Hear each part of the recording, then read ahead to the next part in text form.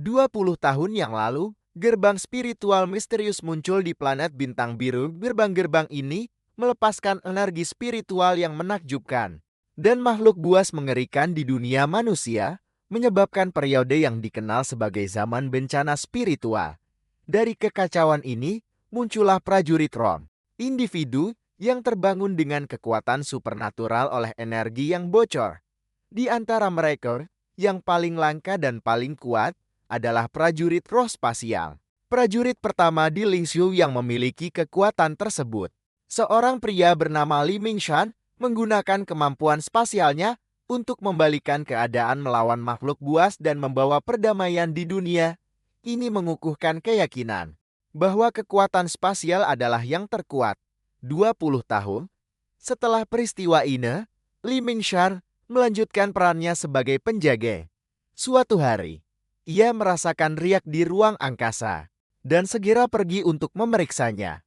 Ternyata, di institusi kesejahteraan kota Shangcheng, seorang anak laki-laki berusia 16 tahun bernama Jie telah menjadi orang kedua di Lingshu yang membangkitkan kemampuan spasial. Direktur institusi segera melihat peluang publisitas dan mengatur konferensi pers untuk memamerkan Jin. Direktur menekankan perannya sendiri dalam pencapaian tersebut dan menginstruksikan Jie untuk mendemonstrasikan kekuatannya di depan kamera. Namun, penampilan itu mengecewakan. Jin hanya menciptakan portal kecil yang tidak stabil, jauh dari prestasi legendaris Li Mingshan. Tepat pada saat itu, yang mengejutkan semua orang, Li Mingshan, yang legendaris sendiri muncul di sana. Tertarik oleh riak spasial dari kebangkitan Jin, para penonton berasumsi bahwa sang dewa telah datang untuk mengambil seorang murid, sebuah kesempatan yang mengubah hidup bagi pemuda itu. Mereka mendesak Jin untuk mengikutinya. Namun Li Mingshan hanya melirik Jin dan pergi tanpa sepatah kata pun. Pesannya jelas, bakat Jin terlalu tidak signifikan untuk perhatian guru besar. Para reporter kehilangan minat dan acara berakhir dengan kekecewaan. Kemudian, evaluasi sistem mengkonfirmasi prospek suramnya. Jin dicap sebagai bakat peringkat I dengan batas level besi gelap 1 bintang, peringkat terendah yang mungkin. Jadi, ia dikeluarkan dari panti asuhan untuk mencari nafkah sendiri di dunia. Tak gentar, Jin tetap berpegang pada mimpinya untuk menjadi seorang yang kuat. Prajurit Roh, untuk membayar uang sekolahnya di Akademi Prajurit Spiritual Shangcheng, ia mengambil beberapa pekerjaan. Di siang hari, ia mengantar makanan. Dan di malam hari, ia menjalankan kios jajanan di pasar malam Shangcheng yang ramai. Malam itu, Jin mengamankan tempat favoritnya di pasar malam Jiangcheng dan dengan antusias mulai menjual celana renang merek Red Delicious miliknya. Ia menarik perhatian banyak orang dengan memanfaatkan status uniknya sebagai pengguna kekuatan spasial. Dan seorang siswa Akademi Prajurit Spiritual bahkan mendemonstrasikan ketahanan celana renang yang diklaim terhadap kekuatan spasial. Namun, presentasi suksesnya terganggu oleh seorang pedagang agresif yang mengklaim tempat itu miliknya. Pria itu berargumen bahwa ia menempati tempat itu sehari sebelumnya dan konfrontasi dengan cepat berubah menjadi fisik. Pedagang itu melayangkan pukulan. Namun Jin secara naluriah membuka portal spasial kecil, mengarahkan kembali pukulan itu ke penyerang. Memanfaatkan kesempatan itu, Jin memeriksa barang dagangan pria itu dan menuduhnya menjual barang palsu. Tudingannya terbukti benar. Ketika seorang pelanggan yang tidak puas datang dengan baju renang yang pudar, menuntut pengembalian uang. Pedagang agresif itu mengalihkan kesalahan kepada Jin dan pelanggan bersikeras agar mereka semua pergi ke kantor manajemen. Dalam upaya menenangkan situasi, Jin secara tidak sengaja menyebabkan pelanggan jatuh dan mengalami mimisan. Marah, pelanggan itu mengungkapkan dirinya sebagai prajurit roh pengubah wujud binatang. Berubah menjadi beruang dan mulai menyerang Jin dengan brutal. Selama pemukulan itu, Jin merenungkan perjuangannya yang tak ada habisnya. Sebelum terlempar ke tanah, setetes darahnya menetes ke kain dagangan di bawahnya. Tindakan ini memicu kemunculan sistem penjualan jalanan pamungkas. Sebuah suara di kepalanya mengumumkan bahwa sistem telah diaktifkan dan menghadiahi 3 tahun pengalaman berjualannya dengan satu undian gratis. Dengan beruang yang siap menyerang lagi, Jin menerima roda lotre, mendarat di hadiah hiburan, ramuan kekuatan yang memberikan peningkatan fisik 10 kali lipat selama 3 hari. Gelombang kekuatan mengalir melalui dirinya, dan ia menghentikan pukulan beruang di udara, menghabiskan ramuan itu, dan membalas dengan satu pukulan, yang membuat manusia buas itu terbang dan memecahkan tanah. Para penonton bersorak. Jin yang kini percaya diri mendekati pria telanjang yang kalah tergeletak di kawah, dan dengan murah hati memberinya celana renang asli. Untuk menunjukkan kualitasnya, pria yang rendah hati bernama Wu Liang itu tersipu dan meminta untuk berteman. Tepat saat Jin berbalik untuk pergi, Wu Liang berteriak bahwa rambutnya rontok. Jin menyentuh kepalanya dan mendapati dirinya benar-benar botak. Ia lari pulang, ngeri melihat pantulannya. Ia memanggil sistem lagi yang menjelaskan bahwa kebotakan adalah efek samping dari hadiah hiburan. Sistem kemudian menunjukkan kepadanya item-item superior bebas efek samping seperti buah metamorfosis yang dapat meningkatkan bakat bawaannya. Namun, ini membutuhkan poin tebusan yang tidak dimilikinya. Sistem mendorongnya untuk terus berjualan untuk mendapatkannya, meskipun memalukan. Jin merasakan gelombang harapan. Sistem ini adalah kesempatan kedua untuk mengatasi keterbatasannya. Ia melangkah keluar dari jendelanya, melihat sebuah tanda yang menampilkan Li Mingshan, dan bersumpah bahwa semua orang akan segera mengetahui namanya. Tepat pada saat itu, seorang gadis menabrak tanda itu hingga pecah dan jatuh tepat di atasnya. Seorang pria bernama Alexander sedang melarikan diri dari beberapa petugas. Ia membawa keranjang dan suntikan aneh. Untuk mengelabui petugas, ia melemparkan keranjang ke udara.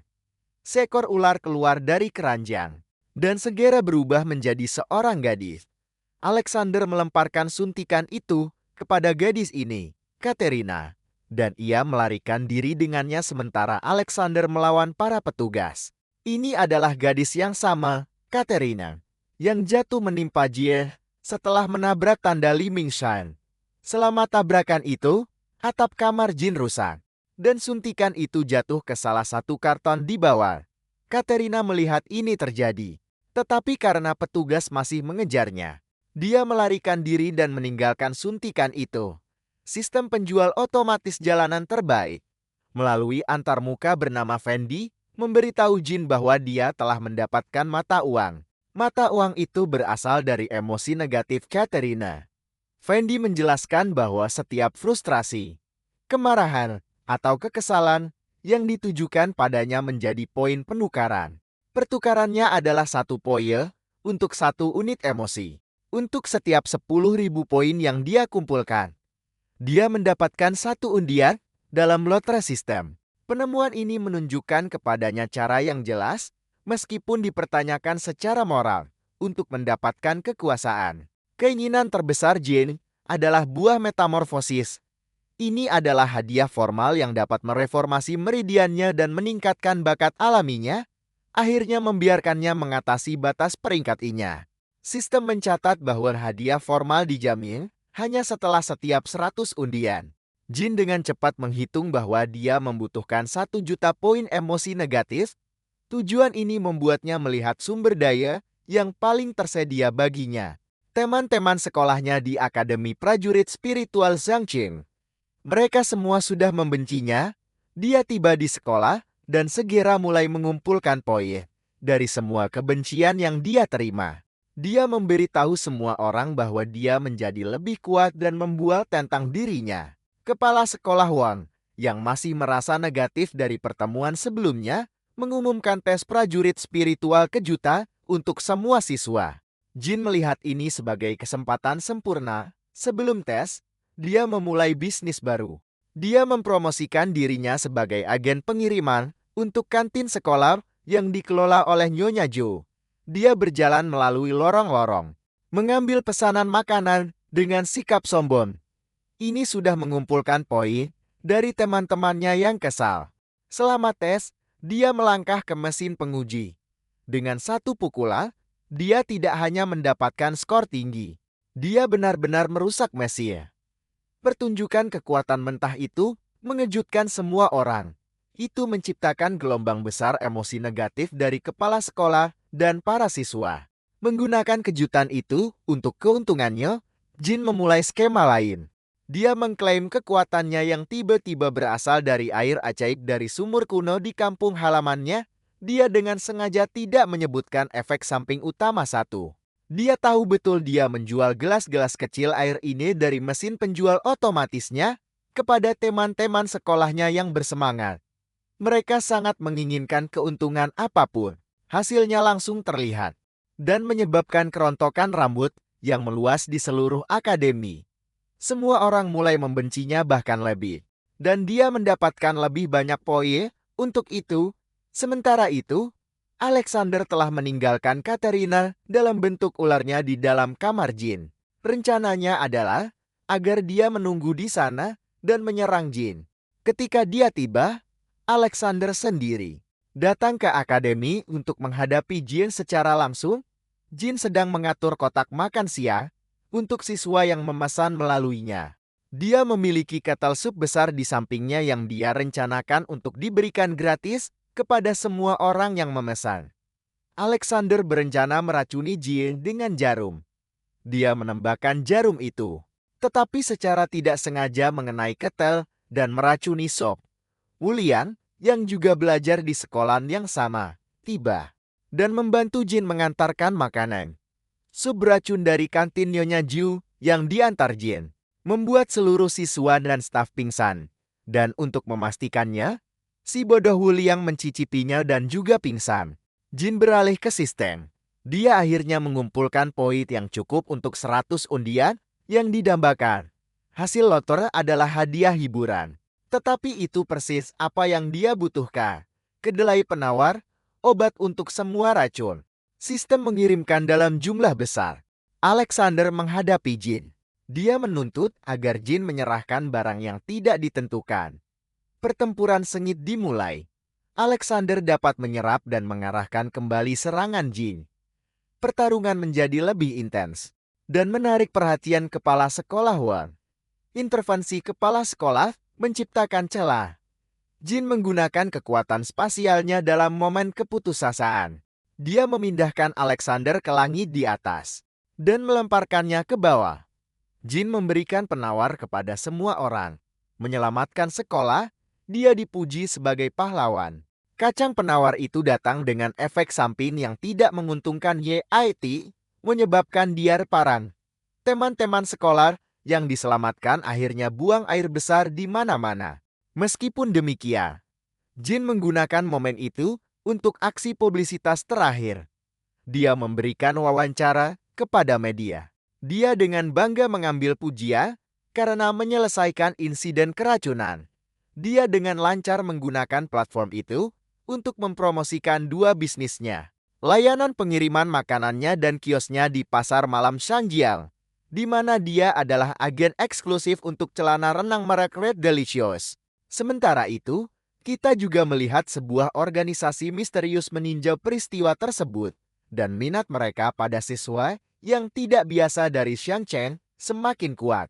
Jin menikmati ketenaran lokal barunya sebagai prajurit spiritual spasial yang menyelamatkan sekolahnya dari keracunan. Status selebriti ini dan sedikit lebih banyak kebencian yang menyertainya membantunya mencapai tonggak besar. Dia akhirnya memakan buah metamorfosis yang telah lama ditunggu-tunggu, hadiah formal dari sistem penjual otomatis jalanan terbaik. Efek buah itu langsung dan kuat. Gelombang energi spiritual bergerak melalui tubuhnya, mereformasi meridiannya, dan memaksimalkan bakat bawaannya. Dia merasa dirinya berubah menjadi seorang jenius sejati yang sangat berbeda dari batas peringkat lamanya. Namun, sifat sistem tetap tidak dapat diprediksi. Hadiah hiburan dari 100 undiannya menyebabkan masalah baru. Dia mendapatkan sebungkus 6 biskuit hewan zodiak, masing-masing diisi dengan kekuatan tanda zodiak Tiongkok yang berbeda. Dia juga menerima topi hijau yang sangat cerah. Topi ini memiliki fitur aneh. bibit kacang kecil yang hidup tumbuh dari puncaknya. Aksesori ini memiliki efek samping yang mengganggu. Itu membuat setiap orang yang melihat Jie merasakan kemarahan yang intens dan tidak rasional.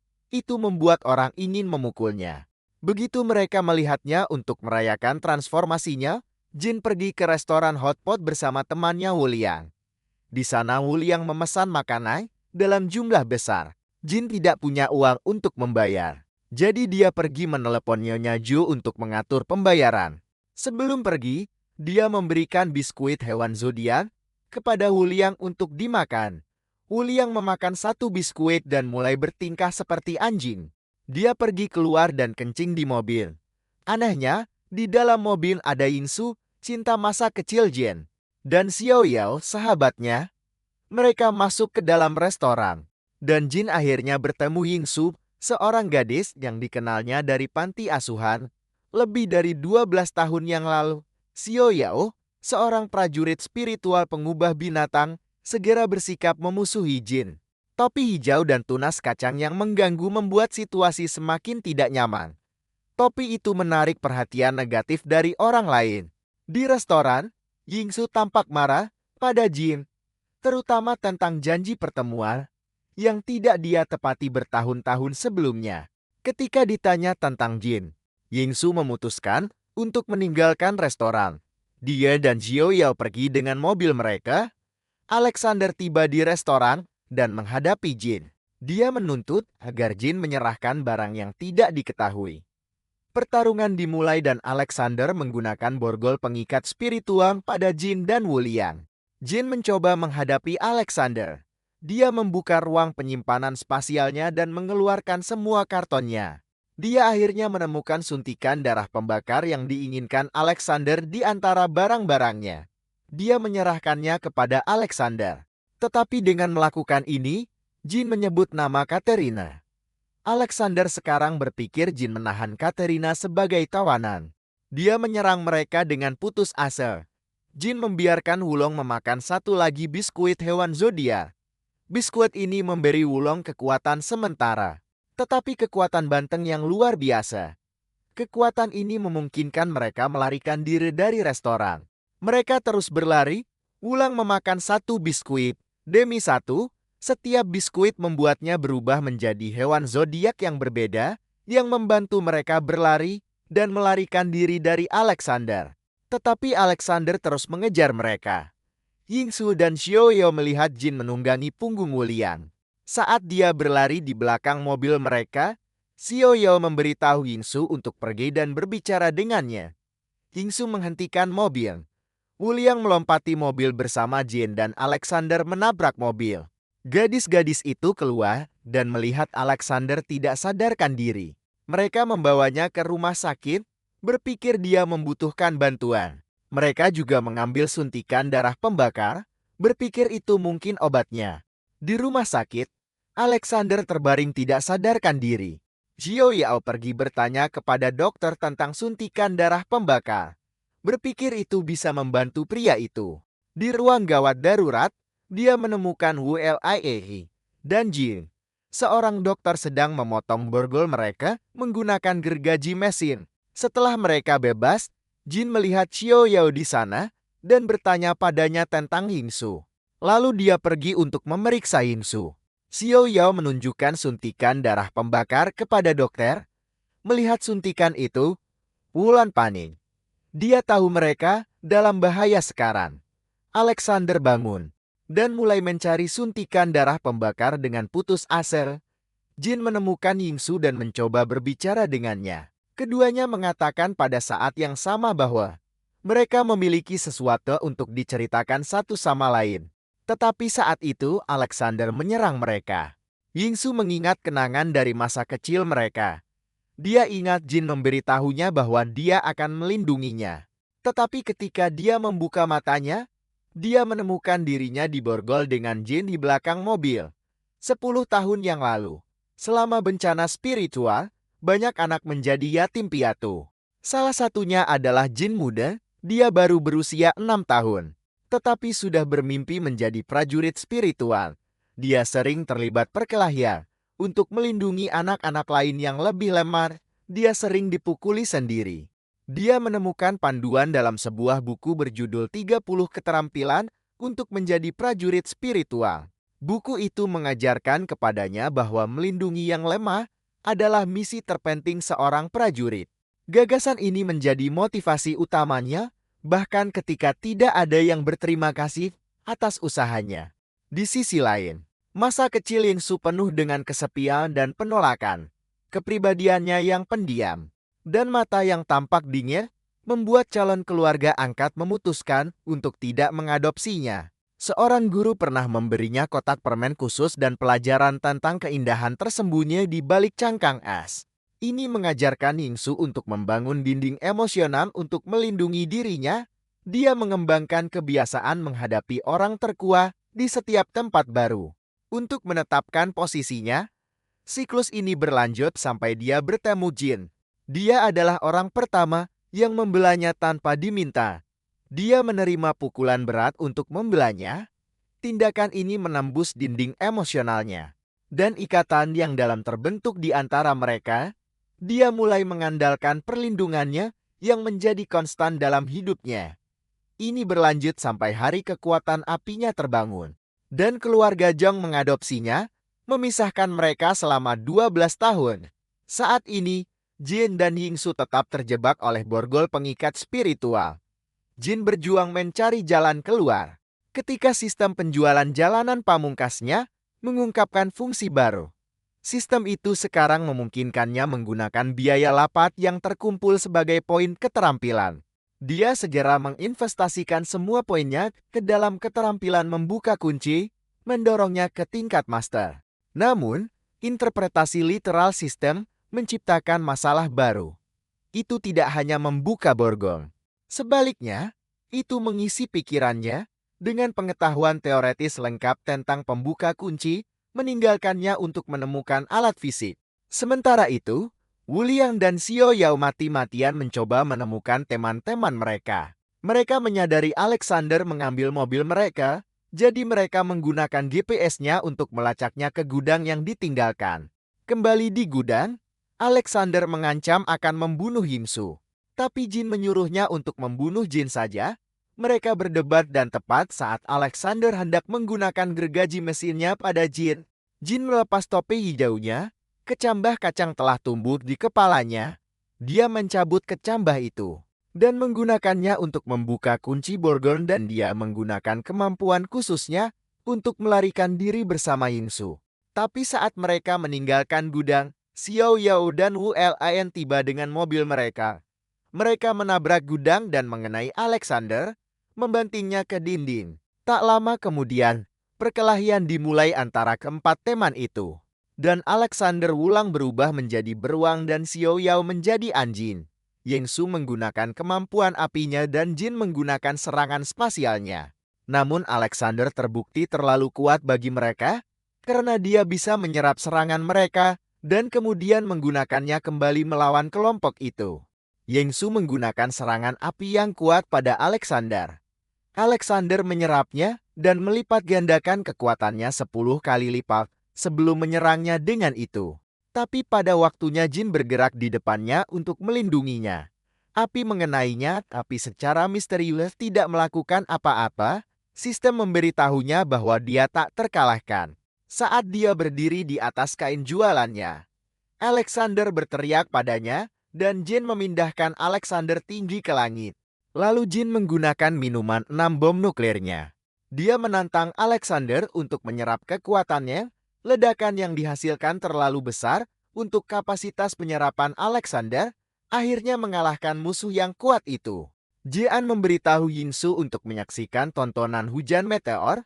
Ledakan di langit benar-benar menyebabkan hujan meteor yang cemerlang, ternyata bertahun-tahun yang lalu. Sebelum diadopsi, Yingsu menyuruhnya untuk menonton hujan meteor bersamanya malam berikutnya, tapi Jian yang berusaha keras untuk membangkitkan kekuatan spiritualnya, akhirnya terluka parah dan melewatkannya. Itulah alasan dia masih marah, percaya bahwa dia tidak datang menemuinya hari itu. Jin terkejut di kamarnya ketika Katerina muncul dari keranjang. Dia terlihat sangat marah. dan Jin mengenalinya dari pertemuan mereka sebelumnya. Dia mempertimbangkan sapaan ramah untuk meredakan ketegangan. Tapi Katerina segera menuntut regen darah yang membara darinya. Tuntutan ini mengkonfirmasi kecurigaannya bahwa dia dan Alexander berasal dari organisasi yang sama. Dia menyadari bahwa sementara Alexander secara aktif mengejarnya, Katerina memilih strategi yang berbeda dengan menunggu dengan sabar kepulangannya. Dia mengerti mereka adalah kolaborator. Katerina mengancam nyawanya jika dia tidak menyerahkan regen itu. Jin mencoba meredakan situasi dengan menegaskan bahwa mereka berada di pihak yang sama. Dia memberitahunya bahwa Alexander memastikan regen itu akan diserahkan kepadanya. Tapi dia bertanya-tanya di mana Alexander. Jin menjelaskan bahwa Alexander tidak lagi tersedia. Dia merasa ini tidak mungkin dipercaya, menyatakan misi mereka belum selesai. Dia berspekulasi bahwa Alexander mungkin telah ditangkap oleh organisasi bernama Dark Knight. Jin mengkonfirmasi kemungkinan ini. Penyebutan Dark Knight membuatnya khawatir karena dia tahu kelompok ini hanya menargetkan penjahat paling berbahaya. Wahyu ini menyiratkan bahwa dia dan Katarina sekarang dianggap sebagai ancaman. Jin mengarang cerita yang mengklaim bahwa Alexander mempercayakan kepadanya keselamatan Katarina dan regen sebelum menghilangnya. Dia berjanji untuk melindungi mereka. Katarina skeptis mengapa Alexander akan memilihnya untuk tugas ini.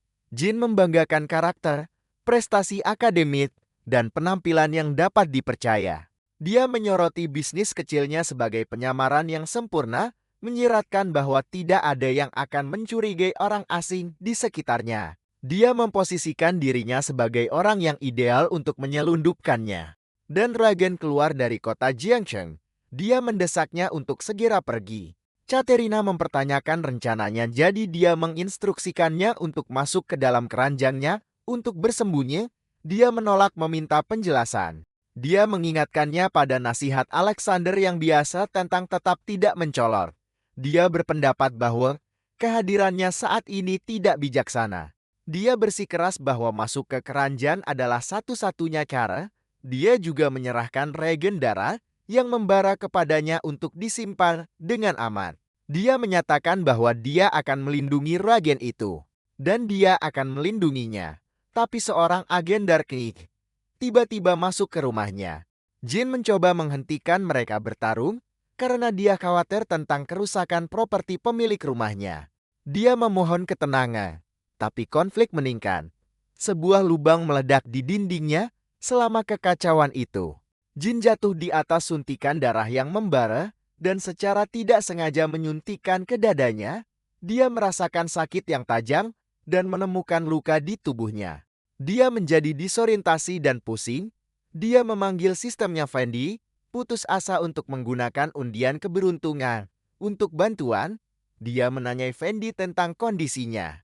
Dan diberitahu bahwa tanda-tanda vitalnya normal tapi ada beberapa kelainan.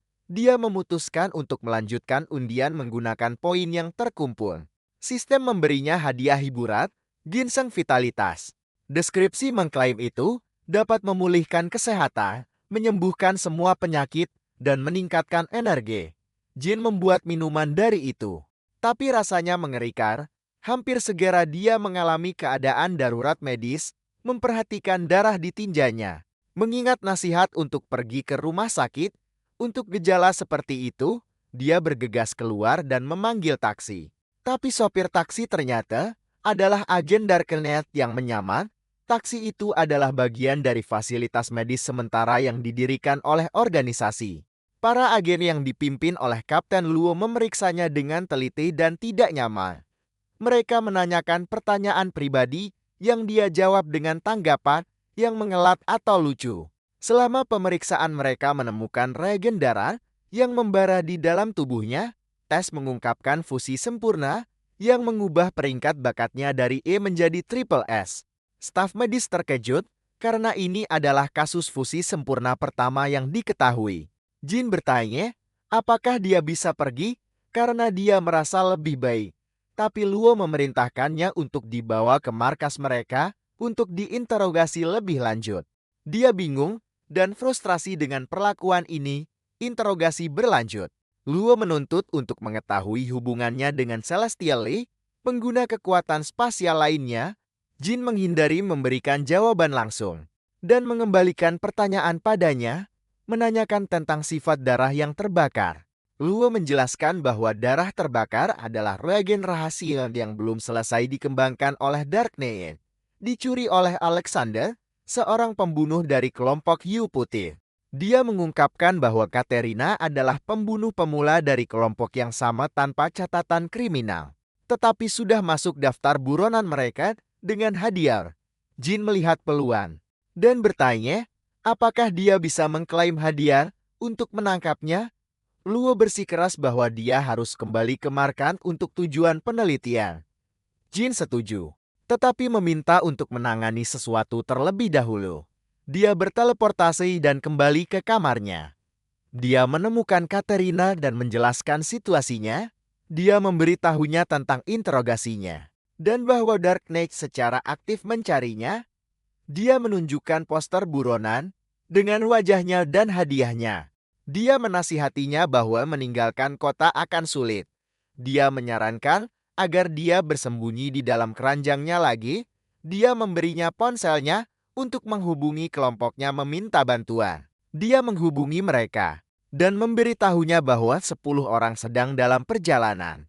Dia berjanji akan membuat pengalihan untuk membantunya melarikan diri. Saat dia masuk ke keranjang, dia merekatkannya dengan baik. Jin berteleportasi kembali ke Van Dark Knight. Dia menunjukkan keranjang itu kepada Luo dan mengejutkannya dengan mengklaim bahwa dia telah menangkap Katarina. Luo skeptis, tetapi timnya mengkonfirmasi dengan penglihatan sinar X bahwa pengguna kekuatan morphing binatang memang tersembunyi di ruang spasial Jin.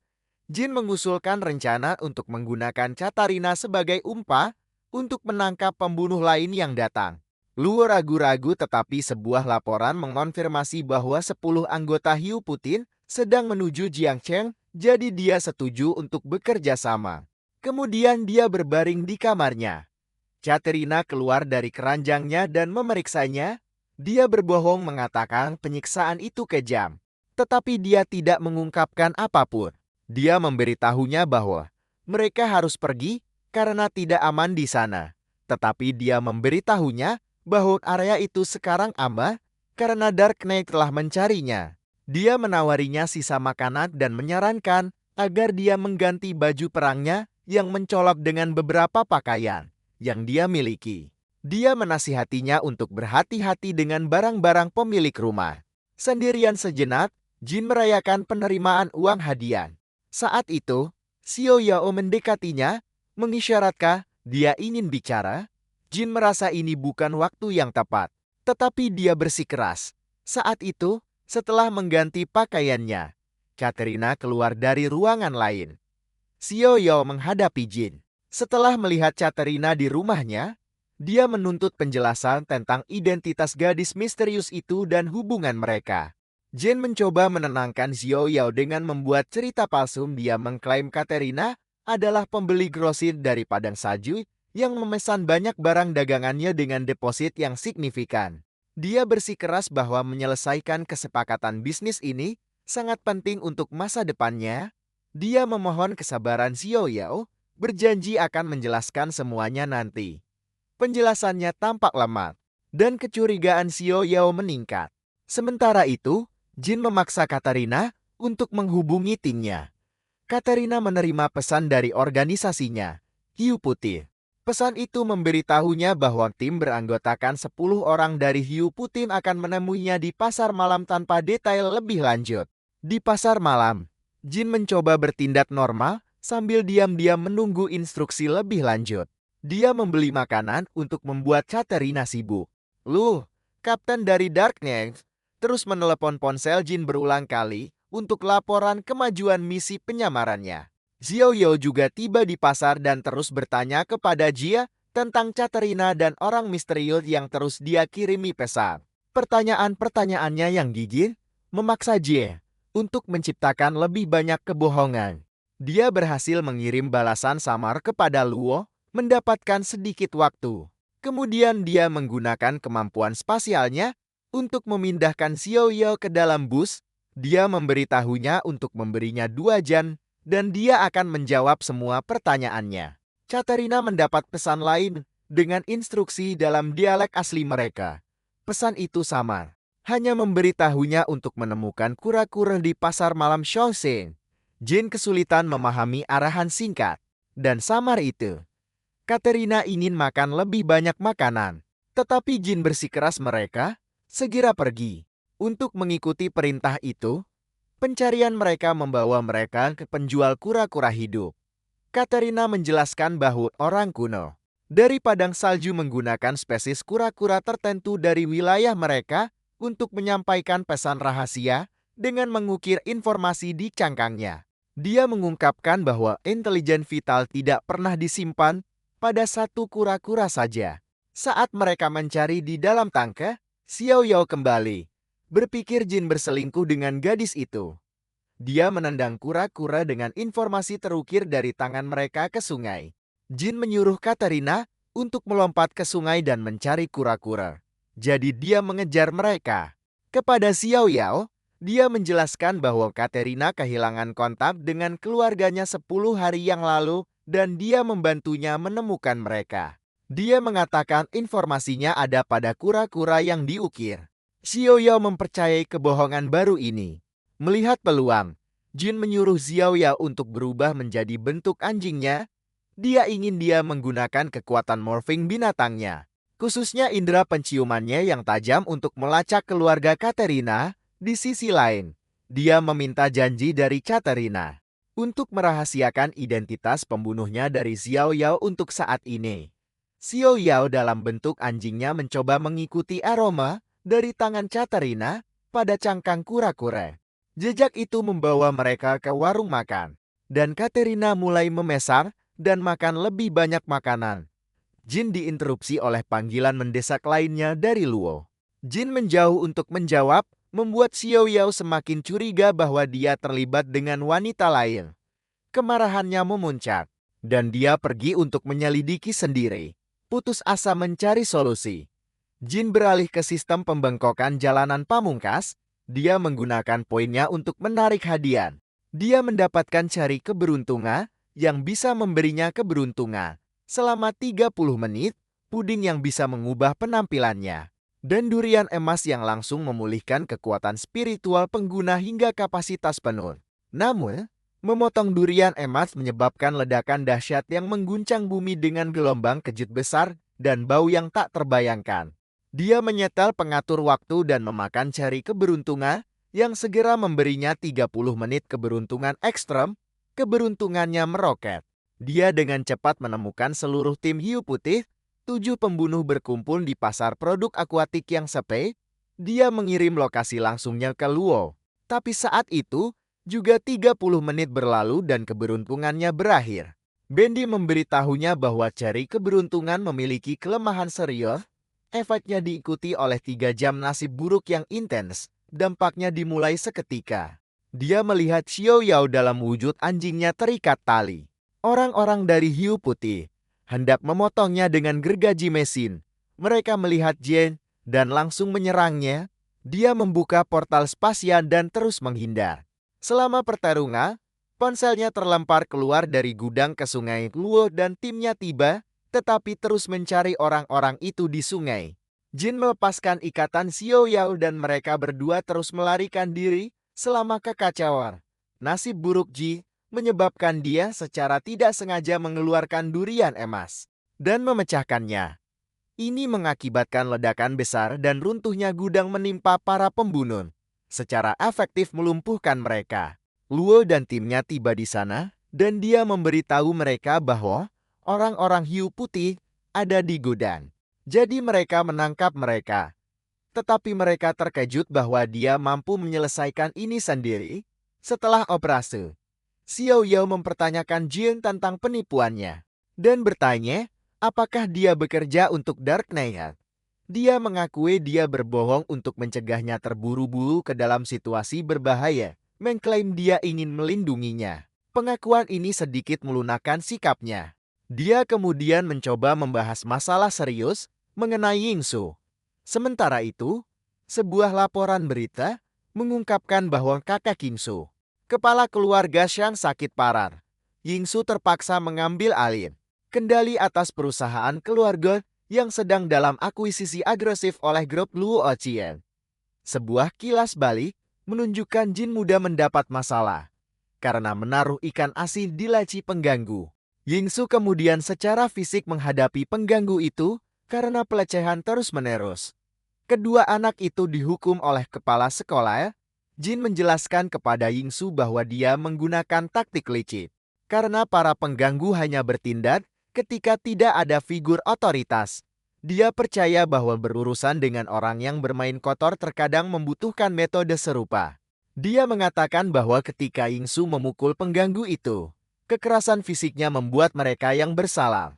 Dia berterima kasih padanya karena selalu berada di sisinya saat kesulitan, tema yang berulang dalam hubungan mereka. Saat ini, Jill dan Katerina berdiri di depan gedung grup Lotion.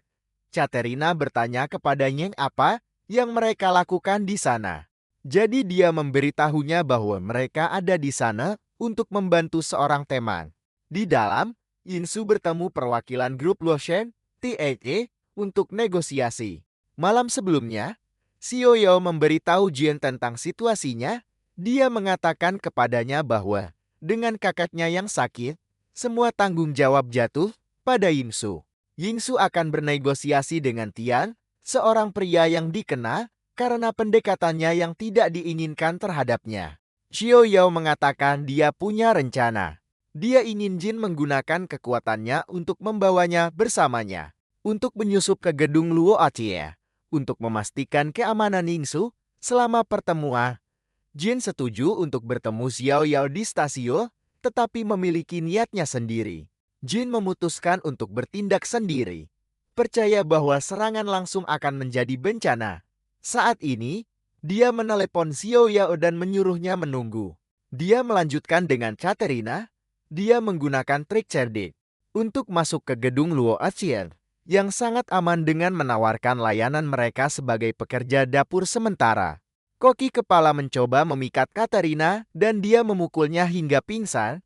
Jin memberitahu Katerina bahwa dia membawanya ke sini agar dia bisa menikmati makanan dan dia mulai makan. Saat itu, mereka mendengar seseorang datang. Dia memohon Katerina untuk berubah menjadi ular dan bersembunyi di dalam ketel. Mereka melakukan ini tepat waktu saat Tian masuk. Dia menanyakan koki kepalanya dan Jin berbohong mengatakan koki itu pergi karena istrinya melahirkan dan bahwa dia adalah penggantinya. Tian bertanya kepadanya apa yang ada di dalam ketel dan Katerina dalam wujud ularnya keluar. Jadi Jin berbohong mengatakan itu adalah bahan khusus. Tian memesan hidangan jahat tertentu bernama Twin Sloge yang ditujukan untuk Yingsu. Hidangan itu dirancang untuk memiliki efek manipulatif pada konsumen. Luo Tiansheng juga menyuruh Ji untuk memberikan makanan kepada stafnya yang sudah disiapkan sebelum meninggalkan dapur. Jin memberikan satu sipul kepada Katerina yang memasukkannya ke dalam minuman bos grup Luo. Di dalam ruang rapat, Tian mencoba memaksakan agendanya untuk menggabungkan keluarga Luo dan Zhong melalui pernikahan dengan Yingsu. Selama ini, Jin masuk dengan hidangan. Dia menyajikan hidangan favorit Yingsu. Meskipun terkejut melihatnya, dia segera mencicipinya. Dan dia kemudian menyajikan siput hidup kepada TN yang mencoba memakannya, tetapi tersangkut di mulutnya. Jin memberinya air, tetapi menambahkan kacang penyebab diare ke dalamnya. TN meminumnya dan kemudian mulai buang air besar mengeluarkan gas dan meninggalkan ruangan dengan malu. Yingsu bertanya kepadanya, mengapa dia ada di sana dan dia mengatakan dia kebetulan ada. Dia berkomentar bahwa dia selalu bermain kotor dengan seseorang yang bermain kotor. Dan dia menyuruhnya untuk mengingat apa yang dia katakan padanya saat mereka muda bahwa dia akan selalu ada untuknya, apapun yang terjadi. Dia mengungkapkan tujuannya adalah untuk mengumpulkan bukti terhadap grup Luochen. Penyelidikan mereka mengarah pada penemuan pertemuan rahasia antara Luo Bai, patriark keluarga Luo, dan anggota geng raksasa yang terkenal. Mereka mengetahui pengambil alihan itu bukan hanya bisnis tetapi operasi kriminal yang melibatkan pemerasan dan intimidasi. Jin menyuruh Yingsu untuk mengambil foto sebagai bukti, tetapi dia melakukannya dengan suara rana kameranya menyala, sehingga mereka ketahuan. Sementara itu Tian pergi ke toilet lalu pergi untuk memecat Jin. Tetapi dia menemukan Katerina dalam wujud ularnya menyebabkan kekacauan saat dia memakan segalanya. Dan dia segera menyerangnya. Kita melihat Luo Bei telah mengikat Jin dan Yingsu dalam rantai petir rangkap limanya, dan mereka berjuang untuk membebaskan diri. Orang-orang dari raksasa menyuruhnya untuk membunuh mereka. Dalam langkah putus asa, Jin mempermainkan emosi Luo Bei dengan menyebut putranya. Tian mengatakan Tian akan mengkhianatinya jika dia membunuh gadis yang ingin dia negosiasikan. Tepat saat itu, Luo Bei mendengar Tian menangis. Ternyata Katerina, yang kini tumbuh menjadi ular raksasa dan mabuk setelah minum alkohol, telah melilitkan tubuhnya di sekelilingnya dan membantingnya ke sana kemari. Dia masuk dari satu dinding dan menabrak dinding lain, merobeknya. Pengejaran kacau pun terjadi di seluruh gedung. Dengan Luo Bei mati-matian, mengikuti ular yang mabuk dan menyebabkan kekacauan dengan putranya. Jin dan Yingsu kini bebas, juga membuntuti di belakang bersama anggota raksasa. Tak lama kemudian, Katerina menerobos atap gedung bersama putranya. Luo Bei melemparkan petir padanya untuk menyelamatkan putranya. Tetapi pada waktunya Jin memasukkannya ke dalam pot. Petir itu akan mengenai putranya, tetapi Luo Bei melompat di depannya dan terkena gantinya. Tian mendarat bersama ayahnya yang terpanggang dan orang-orang raksasa mengepung Jin dan Yingsu. Tian mengungkapkan rencana kejamnya untuk melenyapkan Yingsu dan merekayasa kematiannya sebagai kecelakaan. Tetapi menggunakan kekuatan spasialnya, Jin membuka beberapa portal dengan kamera dan jurnalis di belakangnya untuk mengamankan rekaman niat Tian dan rencananya dengan kelompok raksasa, sehingga dia terbongkar. Akibatnya diberitakan di berita. Tawaran akuisisi Lotian Group runtuh dan penyelidikan formal atas aktivitas mereka dimulai. Jie dan Yingsu berbagi makan malam yang tenang di mana dia mendorongnya untuk tidak menanggung beban berat sendirian di masa depan dan untuk mengandalkannya, tetapi dia tiba-tiba teringat bahwa dia melupakan Xiao Yao di stasiun bus. Jin terus menggunakan Katerina sebagai umpan untuk memancing anggota organisasi hiu putih satu persatu. Dia berkoordinasi dengan Dark Knight untuk menangkap para pembunuh ini. Untuk setiap orang yang ditangkap, Dark Knight membayar Jin hadiah 100.000 yuan. Pengaturan ini memberinya penghasilan tetap atas usahanya. Suatu malam Jin duduk bersama Katerina di tempat jualannya. Dia sibuk makan dan menawarinya sepotong makanannya. Dia menerima telepon dari Lue dari Dark Knight. Lue memberitahunya bahwa misi yang melibatkan Katerina kini dibatalkan. Hiu putih telah menyatakan Katerina sebagai pengkhianat, menempatkannya dalam bahaya serius. Lue menyarankan bahwa pilihan teraman adalah bagi Dark Knight untuk menempatkan Katerina dalam perlindungan. Dia percaya ini adalah satu-satunya cara untuk menjamin keselamatannya dari ancaman organisasi lamanya. Sementara itu, Katerina menyatakan keinginan untuk makan mie beras siput sungai dari warung favorit di sebuah geng, namun warung tersebut sudah tutup untuk hari itu. Jadi mereka berencana untuk pergi besok. Jin memutuskan untuk tidak menyerahkan Katerina kepada Dark Knight. Dia tidak ingin Katerina berada di bawah perlindungan mereka. Dia menyuruhnya untuk melewatkan pasar malam dan mencoba makanan yang berbeda di tempat lain. Tepat saat itu, Wulang tiba. Dia bertanya pada Katerina, apakah mereka bisa berteman. Wulang bersikeras untuk bergabung dengan mereka untuk makan malam, dan bahkan menawarkan untuk membayar. Dia menyarankan makan hotpot pedas di restoran baru dekat rumahnya. Dia menyebutkan bahwa dia sudah menunjukkan foto Katerina kepada ibunya. Tetapi kecintaan Katerina pada makanan membuatnya setuju untuk pergi bersamanya. Anggota Dark Knight tiba di lokasi. Tetapi Jin dengan cepat membawa Katerina dan Wulong ke dalam mobil. Dan mereka pergi. Kendaraan Dark Knight mengikuti mereka. Wulong mengemudikan mobil sambil melanjutkan pertanyaan ramahnya. Tetapi canggung. Dia bertanya pada Katerina tentang zodiak dan ulang tahunnya. Dia terkejut mengetahui bahwa Katerina belum pernah merayakan ulang tahun atau bahkan tidak tahu apa itu ulang tahun. Wulang bertekad untuk memberikan Katerina perayaan ulang tahun pertamanya. Luo terus menelepon ponsel Jin, tetapi dia menolak panggilan berulang kali. Mobil-mobil Dark Knight terus mengejar mereka. Jin memaksa Wuliang untuk berbelok tajam menuju tepi laut, memungkinkan mereka menghindari kendaraan yang mengikuti.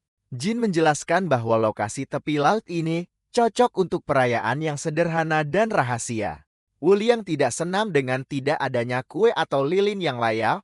Jin kemudian mengungkapkan bahwa dia memiliki solusi sementara. Dia memimpin nyanyian sederhana selamat ulang tahun untuk Katerina. Dia menyajikan puding sebagai pengganti kue ulang tahun. Wulang menyuruh Katerina untuk membuat permintaan, tetapi dia tidak memahami konsepnya.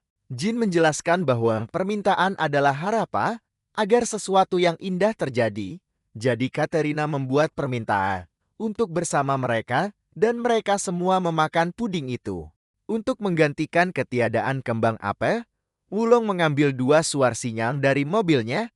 Dia meluncurkan satu ke langit, menciptakan cahaya terang yang terlihat seperti kembang api. Katerina terpesona oleh pertunjukan itu, namun suar itu juga berfungsi sebagai sinyal yang mengungkapkan lokasi mereka kepada para pengejar mereka. Jin dengan cepat menyadari bahaya dan mendesak semua orang kembali ke dalam mobil. Jin mengakui kepada Katerina bahwa dia telah berbohong padanya tentang beberapa hal. Dia mengakui penipuannya, tetapi meminta satu kesempatan terakhir untuk memperbaiki keadaan. Dia berjanji akan membantunya melarikan diri dari kota Jungchong dan menghindari hiu putih maupun Dark Knight. Wulang merasa malu dengan pengakuan Je, tetapi setuju untuk membantu. Puding ulang tahun yang mereka makan mengandung agen pengubah bentuk yang bertahan selama 30 menit. Zat ini memungkinkan Jin mengambil data biometrik Katerina. Ia menggunakannya untuk mengubah penampilan Katerina menjadi salinan persis dirinya. Dan penampilannya sendiri menjadi Katerina. Jadi rencananya adalah bertindak sebagai umpam, sementara Katerina melarikan diri. Tak lama kemudian, sebuah helikopter dari Dark Knight mencegat mereka. Mereka berhenti dan dari dalam mobil WLIS dan Jin keluar. Ternyata Katerina yang asli sudah berada di stasiun kereta api dan akan meninggalkan kota dengan kereta api. Katerina menerima kiriman yang diatur oleh Jin.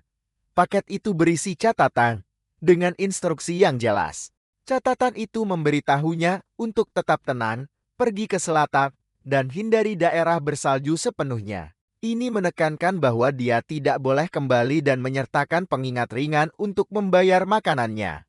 Pasar malam Jiangchan ramai dengan keramaian seperti biasa.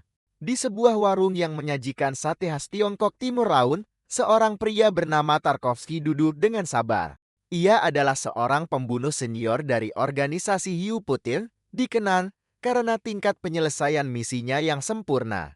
Misi saat ini melibatkan penyitaan regen darah yang membara dan berkoordinasi dengan mitra yang tersembunyi di Xiangcheng. Ia mengamati Jin dengan cermat dari warung lain. Jin sedang menelepon Luo dari organisasi Dark Knight. Ia menyatakan kecurigaan tinggi terhadap aktivitas Jin. Luo bersikeras agar Jin kembali ke markas Dark Knight untuk pemantauan ketat. Ia memperingatkannya agar tidak melakukan trik lagi dan mengatur seorang agen bernama Raptor untuk menjemputnya keesokan paginya. Tarkovsky percaya bahwa setiap individu yang kuat memiliki kelemahan melalui pengamatan cermat. Ia berencana memanfaatkan kelemahan krusial Jin untuk kemenangan yang menentukan. Tarkovsky memutuskan untuk menawarkan sesuatu yang tak tertahankan untuk memancingnya ke dalam perangkap. Ia menjalankan rencananya. Ia membeli sate dan mengirimkannya ke meja Jie. Ia mengklaim Jin mirip dengan teman sekelas SD yang sudah lama hilang. Bersama makanan itu, ia memberi Jin kupon untuk menginap gratis di penginapan pemandian air panas di negeri salju, termasuk 3 kali makan. Kupon itu hanya untuk sekali pakai dan akan segera kedaluarsa. Jin merasa curiga menerima hadiah acak, percaya bahwa itu sering berarti masalah. Namun, Tawaran liburan gratis menarik sifat hematnya. Jin memutuskan untuk menggunakan kupon itu dan mengatur perjalanan ke negeri salju. Ia mengundang Yingsu Wulan dan Xiao Yao untuk bergabung dengannya. Ia lupa menyebutkan bahwa kupon itu hanya untuk satu orang. Mereka melakukan perjalanan ke negeri salju, sebuah wilayah terpencil yang tertutup salju dan hutan lebat dengan sangat sedikit orang. Tarkovsky, bersama ratusan anak buahnya, sudah menunggu Jin di sana, berpikir itu adalah tempat yang sempurna untuk penyergapan. Setibanya di sana, mereka menemukan penginapan pemandian air panas itu tidak ada. Lokasi itu tandus dengan jalanan yang buruk yang menyebabkan masalah mobil. Teman-teman Jis mengungkapkan frustrasi mereka, tetapi mereka memutuskan untuk memanfaatkan situasi sebaik mungkin dengan berkamar. Wulong dan Xiao Yao mengumpulkan perbekalan dari mobil untuk mendirikan kemah sementara Jie dan Yingsu berjalan-jalan di salju. Selama berjalan-jalan, mereka mengenang masa kecil mereka di panti asuhan. Mereka teringat bagaimana Yingsu akan menyelinap keluar di salju dan Jin akan mengikutinya. Tarkovsky dan anak buahnya terus melacak mereka, tersembunyi di salju. Para anak buah sangat ingin menyerang, tetapi Tarkovsky yang menganggap dirinya terlalu cerdas, terus menyuruh mereka menunggu. Selama berjalan-jalan, Yingsu menyatakan kekhawatiran tentang kesiapan Jie untuk tantangan yang akan datang. Ia tiba-tiba menyerangnya dengan bola api. Untuk menguji kekuatan sejatinya, Jin membelokkan serangan itu ke hutan. Tanpa sengaja menyulut api kecil pada salah satu pembunuh hiu putih. Ia terus melemparkan bola api ke Jin dan Jin terus menghindar serta membelokkan menggunakan kemampuan spasialnya. Ini secara tidak sengaja menyebabkan seluruh regu pembunuh terbakar. Bersama dengan pohon-pohon di sekitar mereka, tetapi para pembunuh terus bersembunyi karena Tarkovsky yang bodoh memberitahu mereka untuk tidak mengungkapkan posisi mereka. Yingsu kemudian menjelaskan tindakannya terkait dengan ujian spiritual, sebuah kompetisi penting di mana tim berburu binatang spiritual dan mengumpulkan manik-manik spiritual. Ia ingin bekerja sama dengan Jin, Xiao Yao, dan Wu Liang. Tim mereka perlu lolos ke peringkat teratas yang bisa memungkinkan Jin dan Wu Liang pindah ke perguruan tinggi prajurit spiritual Songjiang yang bergengsi. Tim membahas strategi mereka. Jin mengusulkan formasi di mana ia menyediakan kendali kerumunan dengan kekuatan spasialnya. Wulang bertindak sebagai Tan, dan Yingsu serta Xiao Yao menangani kerusakan dan penyergapan. Mereka bercanda tentang nama tim. Akhirnya memutuskan semua yang Jin katakan benar. Tanpa sepengetahuan mereka, Tarkovsky dan tim hiu putihnya terus mengamati dari hutan.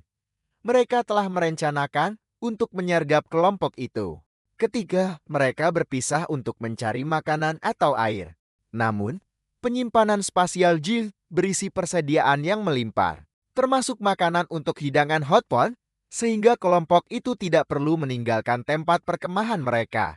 Salah satu anak buah Tarkovsky menjadi tidak sabar dengan penantian dan memutuskan untuk menyerang secara langsung.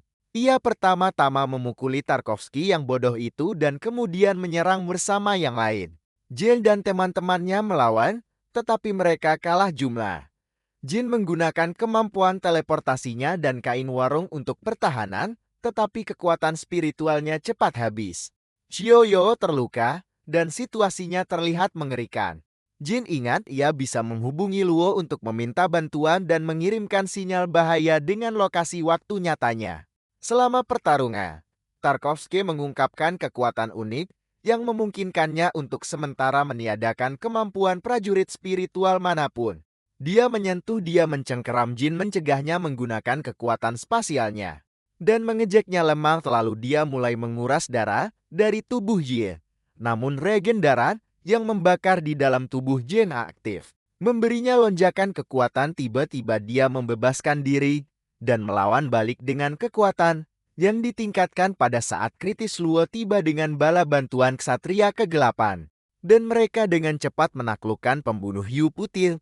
Yang tersisa Luo mendekati Jin bersikeras dia kembali bersamanya ke markas. Jin yang kelelahan karena pertarungan dan kehilangan darah pingsan. Sebelum dia bisa menjawab teman-temannya bergegas ke sisinya. Khawatir tentang kondisinya, Jin terbangun di fasilitas medis di bawah pengawasan Kapten Luo.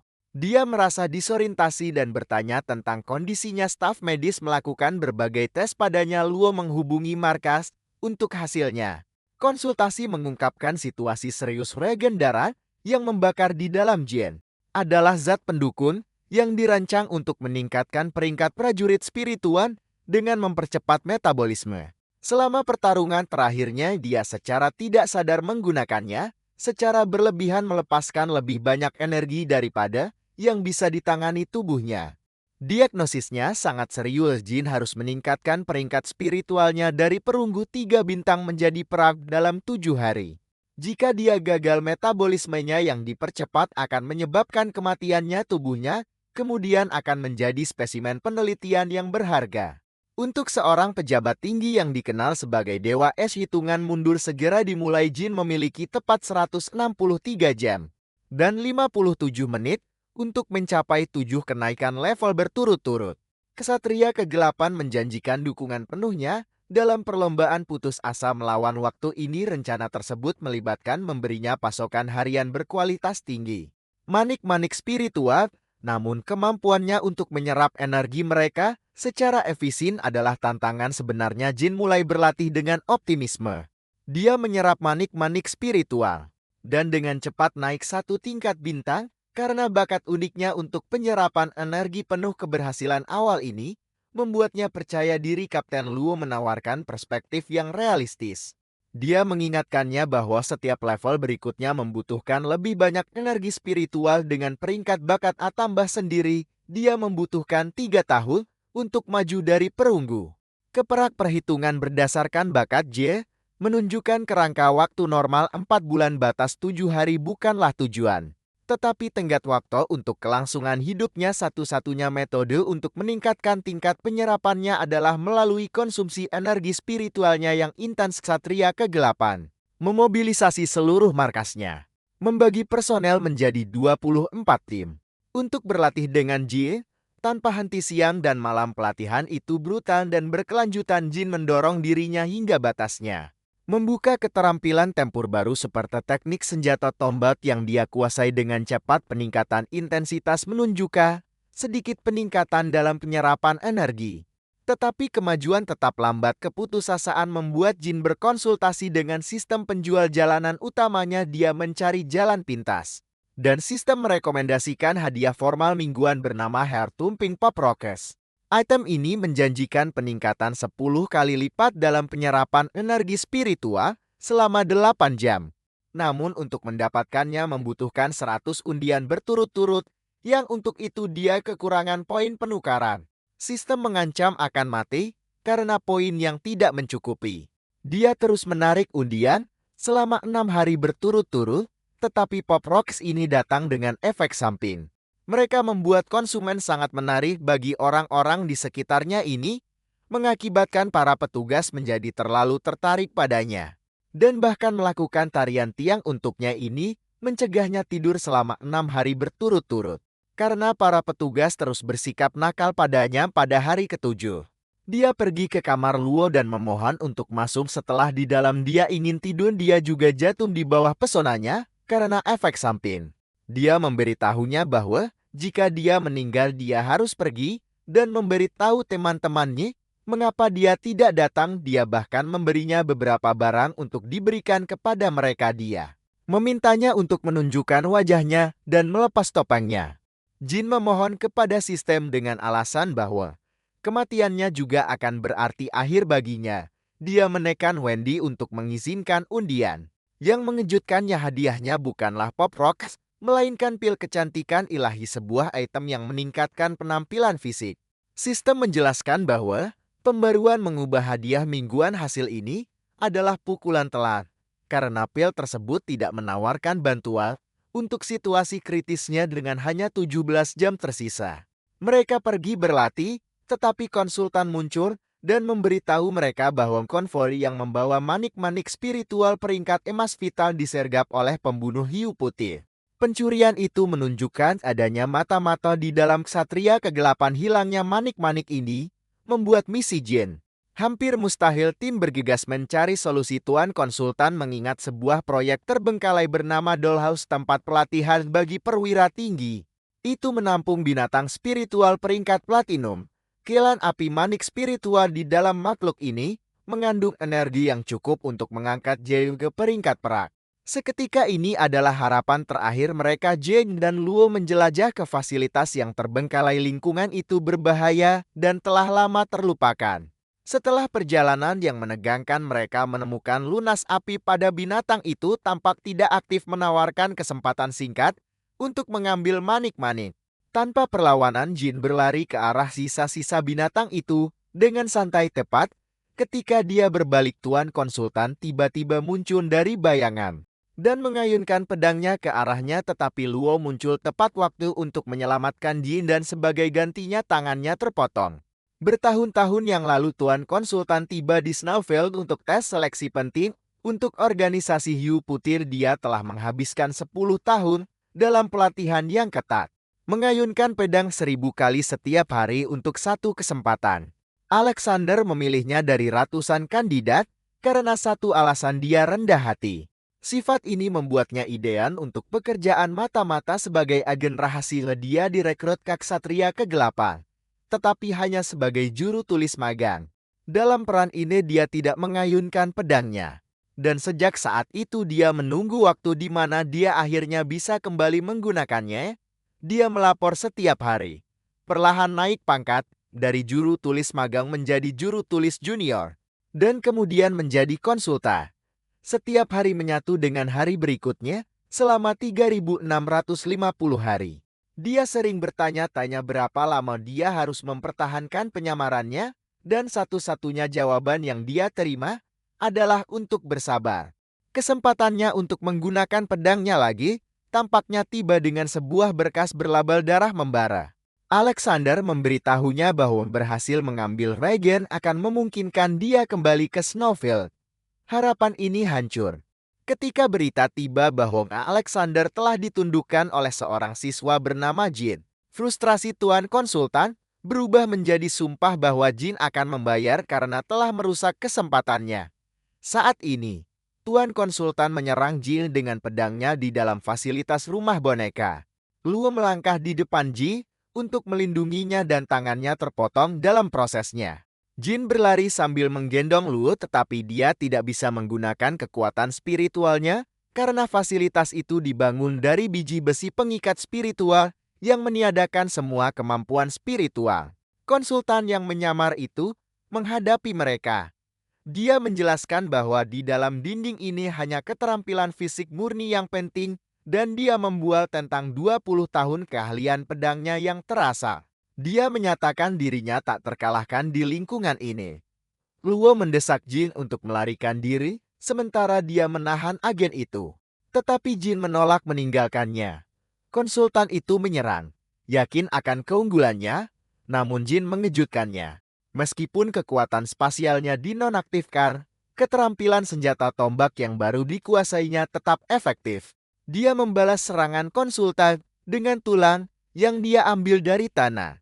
Pertempuran sengit pun terjadi, yang berpuncak pada Jin melucuti senjata konsultan dan mengamankan manik spiritual pembunuh AP. Konsultan itu, dalam tindakan pembangkangan terakhir, menghancurkan manik berharga itu daripada membiarkan Jin memilikinya. Dengan manik itu hilang dan hanya tersisa 2 jam, sampai darah yang membara menguasainya, Jin menghadapi kematian yang pasti. Dia menolak menyerah dengan putus asa, mencoba menyerap energi spiritual sisa di udara. Tindakan ini secara tidak sengaja membangunkan gerombolan makhluk spiritual pengikat, makhluk yang memakan energi spiritual. Mereka mengerumuni area itu dan dalam kekacauan yang terjadi, Luo terluka parah. Saat dia terbaring berdarah, dia mengalami kilas balik ke induksinya sendiri ke Darkness. Dan sumpahnya untuk menjadi penjaga Linjo. Dia mengingat misi pertamanya dengan pasukannya, tim yang mempertahankan 0 kerugian di bawah komandonya, dan sumpah pribadinya untuk tidak pernah membiarkan siapapun mati di depannya. Ketika dia membuka matanya, dia menemukan Jin di sampingnya. mereka masih berada di fasilitas itu. Tetapi entah bagaimana dia telah sembuh. Tangannya telah tumbuh kembali dan dia terlihat sangat memukau.